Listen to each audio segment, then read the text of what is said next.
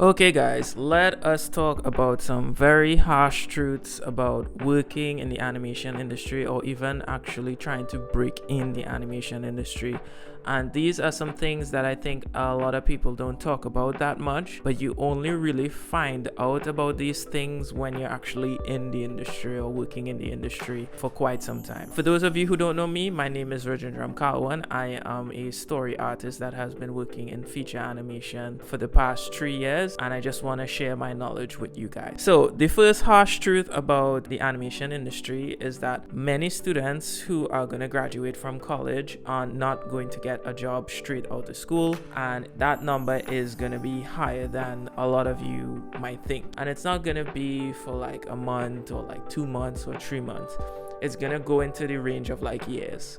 You're probably not going to get that studio job or that dream job straight out of school, and you're probably either gonna have to be working like freelance or maybe even get a job outside of the animation industry while you continue to pursue your career in animation. The second harsh truth is that animation expos and animation festivals are not going to help you as much as you actually think. Hey guys, I just want to take a quick second to tell you about my storyboarding mentorships. If you are someone who is pursuing a career in storyboarding for feature animation and you are struggling to achieve your goals, this mentorship program might be right for you.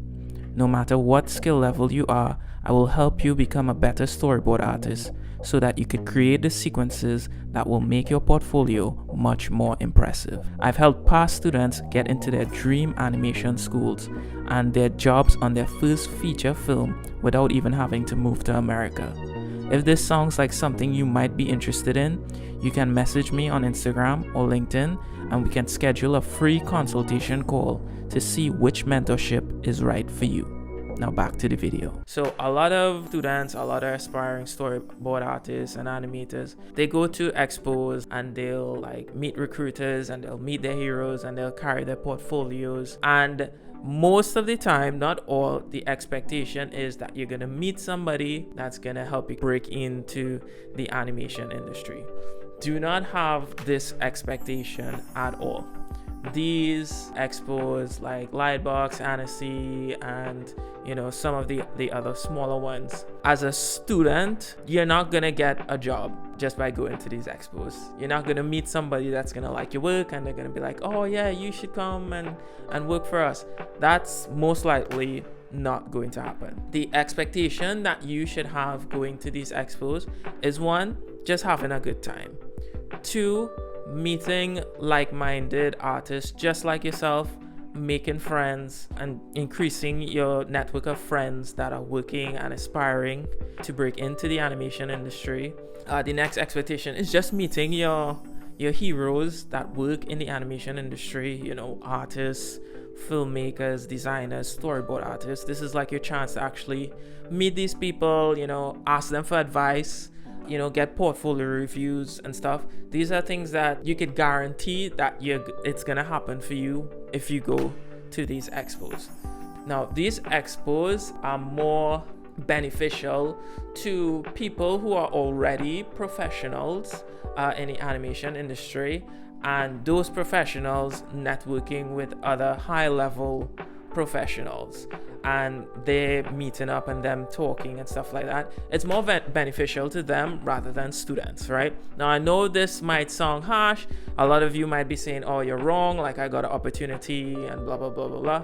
But the majority I'm talking about, it's more beneficial to people who are already deep in the animation industry. They already have a deep network and they're already very high class artists in the animation industry. So for example, you have like this group of like super professionals. Maybe they come and they give a talk and they meet up with other super experienced professionals. They go and have dinner, they meet each other, they talk about the films that they worked on.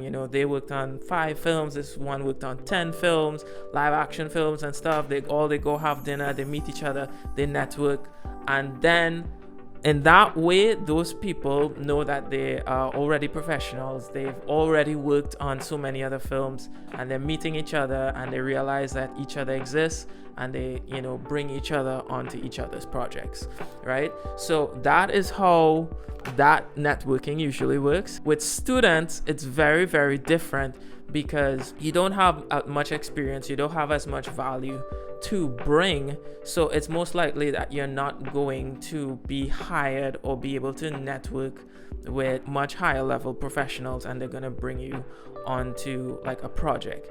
The best thing you could do is meet other artists just like yourself and go for long-term networking.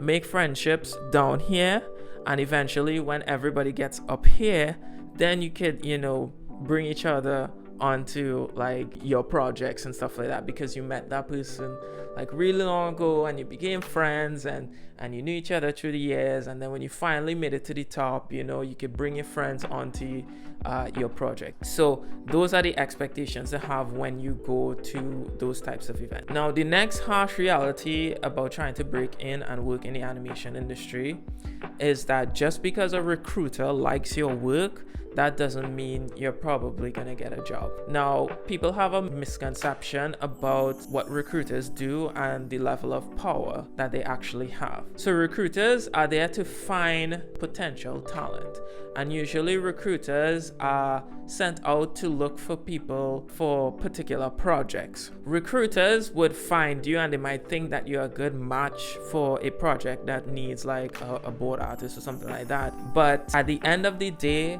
it's either the director or the showrunner, or maybe the head of story sometimes makes the final decision on who to actually hire. Even if your work is good, if that director has a friend that he's worked with before and he wants to work with that person, he's gonna work with that person, right? And no matter how much the recruiter says that this person is a fit for a particular project, the director has the final say. It's his film. He gets to decide who he thinks will bring the film to life. So if you're aspiring story artist, know that it's not the recruiter who does the hiring. The recruiter just finds potential candidates for the director to hire. All right, the next thing is, if you actually manage to break into the animation industry, that doesn't mean that you're gonna be staying in the animation industry. So you might work on a project for a year, 2 years, 3 years, but that doesn't guarantee that you'll work on another project. Working in the animation industry requires you to have like a very, very strong network and people wanting you to work on their project. If you get hired at like Disney as a permanent story artist, you might be moved on to the next project.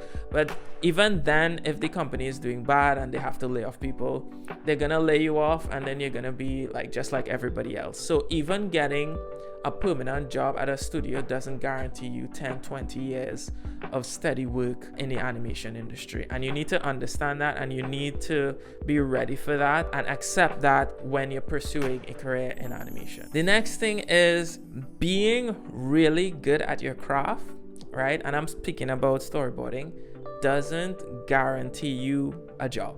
Like I mentioned before, most of the times directors or people in the position of hiring people, they usually hire people that they've either worked with before, or they know, or somebody recommended that person to them. So you could be the top of your game, you've maxed out all your categories of your craft, you're good draftsman, good storyteller, and you're perfect for a job, but it doesn't guarantee that you will get work. This industry is more about working with people that working with people that you've worked before, and you have to think about it like this. If you're a director, right, and you're looking for people to work on your film, you want to work with people that you could trust. You want to work with people that you could rely on to get the vision, to meet the deadlines, right? Hiring somebody that you have never worked with is actually a really big risk, because if the person cannot do the job and you need to find somebody else, you would have wasted time with that person, and now you have to go and look for somebody else who could actually do the job, right? But if you've worked with somebody before and you know that they could do the job, might as well just bring them back. I've worked with them before. I've seen the quality of work that they've done. I know it's a safe choice and they'll just do the job well, and I don't have to worry about anything else. As a director, I could just focus on making the movie and not have to worry about like trying to get this person to be able to actually do the job. Just because you're good doesn't mean you'll get the job. Now, this is another harsh truth that you need to understand. If you're broken into the industry and you've been working like for a while, maybe a year and a half, right? If you're doing like a really good job and you're meeting your deadlines and everybody loves you and you're doing really good work, the director loves you, the producer loves you, they are not just gonna give you a raise. They're not just gonna be like, hey, this person is doing really, really good work. They've worked with us for a year and a half, 2 years. I think they deserve a raise. That's not gonna happen, right? You as the artist, you need to realize, hey, I've been here for like 2 years and I'm still working on an intro salary, and I think I deserve like a raise. You have to ask for your raise. Go and talk to your line producer or find out who you need to talk to and ask them for a raise. Most likely they're not gonna give you the raise that you want, but they might still like give you a raise, because at the end of the day, they're not going to just give you a raise. Remember, they want to keep the budget as low as possible to get the film made, so they're not going to approach you and say like, you're doing a really good job, we think you deserve a raise because we really want to keep you and stuff like that, right? And I know that could be a bit uncomfortable for artists because a lot of us are very shy. We don't like to talk about money. We're very grateful for the job that we get and we have, but you have to understand your self-worth and, you know, just go and ask for a raise. Even be open enough to talk to your coworkers and ask them how much they make and see how much that they are making compared to you. And if you're doing the exact same job at the exact same quality of work that they're doing, you should be brave enough and go and ask for a raise, right? So make sure and do that. It's one of the harsh truths. They're not going to give you a raise no matter how good you are unless you ask for it. All right. So what I've realized is that a lot of my audience is people outside of North America. And I think that is because I'm also a story artist who lives and works outside of North America. I've never actually moved to North America, even though I've worked for Netflix for about 3 years. I've worked for them completely remotely. If you are somebody who is outside of North America and you want to break into the animation industry, this is something that you're going to have to accept, is that you are going to have to work 10 times or maybe 100 times harder than those people who are living in America or people who could easily move to America to get a job. So let's say you're like in the Caribbean like me, or like some other third world country or some other developing country. You know, I've had a lot of students from India like wanting to move to the States or get a job in the States and maybe stay in Korea and work remotely. You're gonna have to work 10 times, 100 times harder than the people who are, you know, going to college in North America and, you know, getting the best education possible and making them the perfect candidates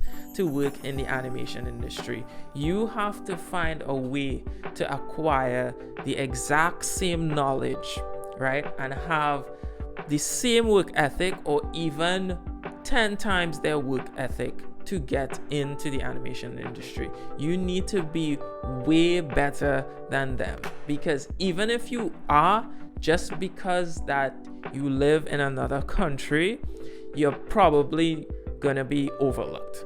Because at the end of the day, and this is very, very common, directors and producers love to work with artists that could come to the studio. They could actually be in the room. They could actually have discussions with the artist in the room. it is much more preferred to have that setup instead of, an artist on a screen in a Google Meet call. They prefer to have them there. Now, if you're like really, really, really, really, really good, there will be exceptions for you, because there is no one like you. There's no one who could do the kind of art that you could do. And people may hire you because you are that good. And in order to become that good, you need to work really, really hard, like 10 times as hard. You're going to have more difficulties. You're going to have less resources, but somehow you need to find a way to become just as good or even better than them. The last thing I just want to mention here about working in the animation industry is that working freelance just sucks. Like, if you could avoid working freelance, I would recommend it, but I know many of you probably won't be able to get a studio job right out of school, and you'll have to work freelance. But the thing about freelance is it's one of the most dissatisfying, terrible experiences you can do when working in animation. Why? Because one, obvious, is that many clients will not want to pay you your value. They will always give you some very, very cheap, offer you some very low pay, and the experience of actually working with these people are terrible, right? They're not going to be a well-oiled machine like working in a studio. They're not going to reply to emails. They're not going to give you feedback. They're going to ghost you for like long periods of time. They're going to make you want to work faster that's humanly possible to get stuff done for very, very low pay and stuff like that, right? So it's a very terrible experience. Unless you're working freelance for a big studio, try to avoid working freelance for just individuals and very, very small unknown organizations, because they're gonna just make your life a living hell. And I've done that before, and I try to avoid it as much as possible, right? But if you need to pay the bills and it's the only thing you have to make money, then I would say do it. But other than that, try to avoid working freelance at all. So those are some of my harsh truths that I am sharing with you about the animation industry. Hopefully this gives you a bit more knowledge and help you be more prepared when it comes to, trying to get into the animation industry. You need to have a very tough skin to work in the animation industry. It's gonna take a while. It's gonna take a lot of rejection. It's gonna take a lot of periods of where just nothing is happening for you. And even if something does happen for you, it's not gonna last forever, right? So these are things you have to keep in mind. But at the end of the day, if this is something that you're really, really passionate about, and you cannot live without actually being an artist, being an animator, being a storyboard artist, that is enough to deal with all the harsh realities of trying to get into here. Because if you don't make it, it's worse out there for you as an artist, and you can't live without doing that, then keep pursuing. Just keep pursuing until it works out for you, and just also be prepared for the good, for the bad. That's something that a lot of people don't do. They just think that they're just gonna break in and everything's gonna be great. That's not how it is, right? So hopefully this video was helpful, and let me know what you think. If you disagree or if you agree, make sure and like the video and subscribe, and I'll see you in the next one.